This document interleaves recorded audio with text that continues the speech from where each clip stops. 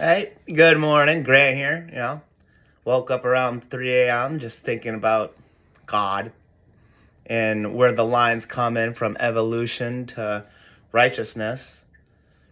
And I like my foundation. It's not grounded because it's an infinite. Like, I truly believe that we respond in life.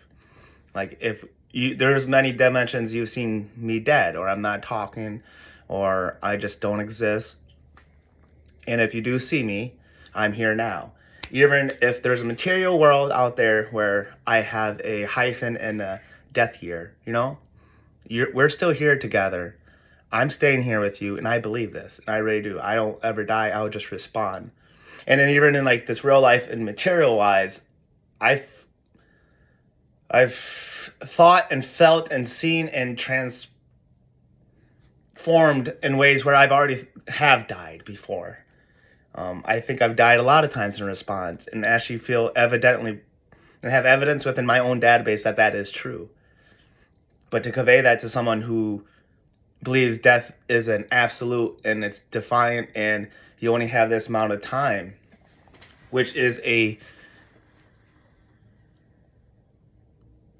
I think that's put in us. I think it's like a computer chip that keeps an evolution spirit to know that, hey, you have a short time. It's just like the turning of an hourglass. And you're those little sand grains, and they all stack up with every memory that you prevail and dreams that you're about to go to. I believe that everything you dreamed, even as a kid, and you prophesied something that's happened in the future, it's already a storyline that you've already had to fucking sustain, right? So it's either how you perceive it. We're humans having a universal experience, or the universe having a human experience, or we're just what it is. What we see is what we get, and we have to make the best of it, or it's just endless suffering, or I'm just here for a prison. Like, all these are valid things. They're just different timelines in your development or movie scene. Let's say you're in the beginning of the movie, and some people are just towards the end, or someone's are at that climax pop. We're at the peak of the mountain where it either goes up or down, right? Or it's just this consistent movie video that's just bop, bop, bop, bop on loop. Ugh. I'm okay. I'm okay where I'm at now. And getting older is trippy. So I imagine old people are just fucking living a psychedelic memory of what life was, unless they kept it consistent and grounded. And then that arrogance, I want to call it arrogance, but there's ignorance of going beyond what they knew, or that was their story and they lived their role.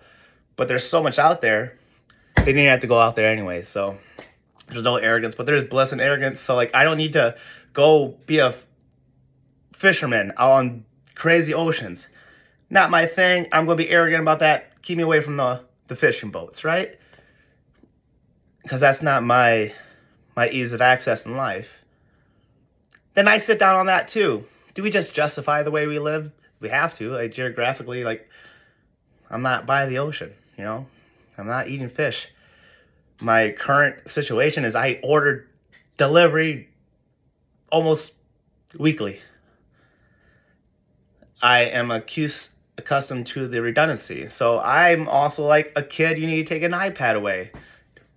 I need to learn to cook. I need to focus on that. Do I need to? Well, I think it's a skill, but then it would take away maybe my agile vitality of moving around in this little pocket of life I have now at the speed I do. But there's no excuses. That's on me, right? So we all have our things, and there I justify why I live the way I live.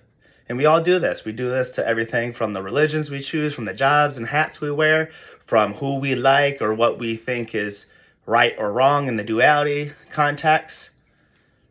But hindsight, you have your own infinite little air pocket. Now I think about, like, how do they circulate humans in an infinite life? Well, we keep coming through our daddy's balls. So I could literally be my dad living through his infinite experience.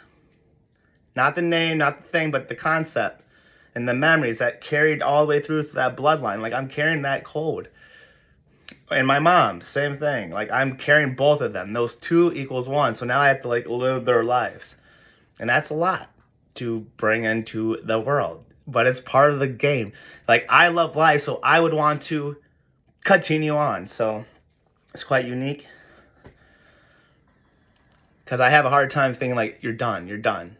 When I have memories of loved ones who I think are done in this world, but they come in so many different ways and forms, and then they deliver externally to that belief and validate it to me. So I really don't have anything I'm wrestling with the faith of believing in God or direction or knowing what is right for the moment and what connections are meant to be granduced into a mass understanding of my definition of God, love, movement, and the encouraging tethers to others. Like, I can see it visually in my head. And I guess that's my job and my being of myself in this pocket is to convey how it is. So it's grasped and evident that I am who I am. And that's an example for other people to be who they are. Then the question is, how do we, why, who are we? Are we shaped by the external society that molds us by, you can't do that, you can't do that, oh, I like more of that, do that, don't do that, you know? And you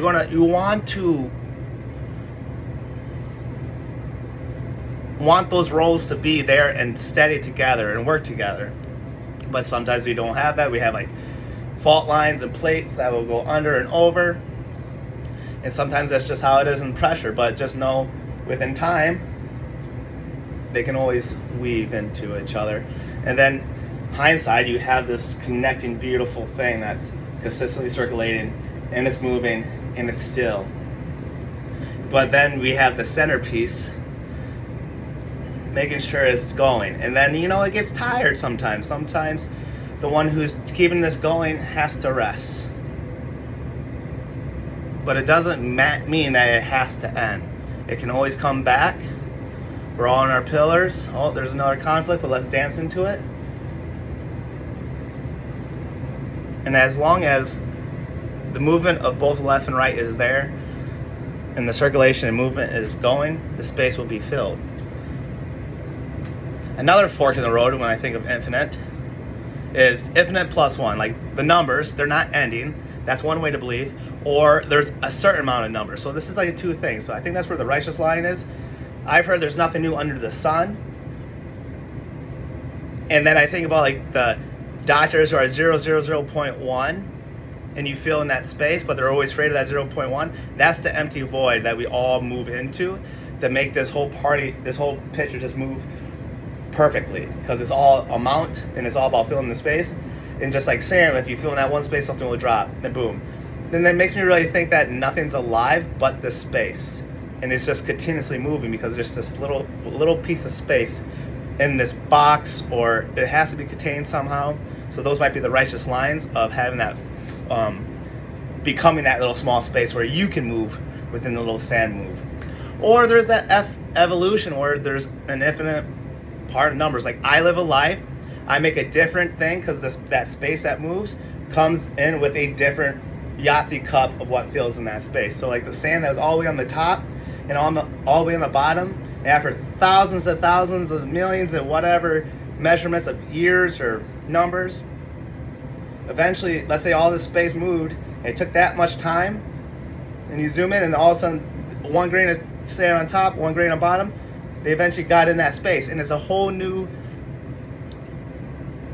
room environment from the top and the bottom, right? So I guess that's when you wrestle with God.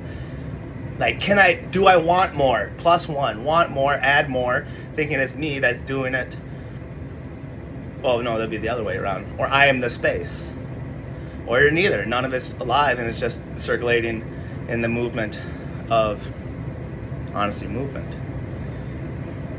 All right, this is 10 minutes of me being confused to fucking life. But confusion is also an answer.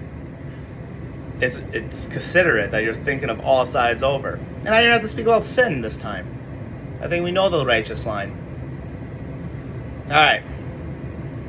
There is a coherent, incoherent series of questions that I still don't know. And I think that's the number one answer as a human, but with purpose and grace and forward, I think you do know, and you know your essence story to the infinite. And thank you for getting this far. And I believe you know who you are. Adios.